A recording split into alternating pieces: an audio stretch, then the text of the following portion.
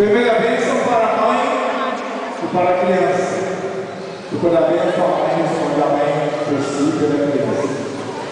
O Deus de bondade abençoe as mães dessas crianças para que sejam felizes vendo seus filhos crescer em idade, sabedoria e graça em Cristo Jesus, nosso Senhor.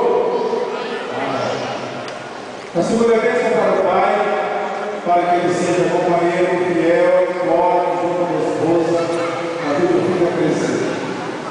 O Deus de amor abençoe os pais dessas crianças, a fim de que unidos às suas esposas, tenha a alegria de oferecer condições de vida digna para seus filhos, incentivo da fé em Cristo Jesus, nosso Senhor.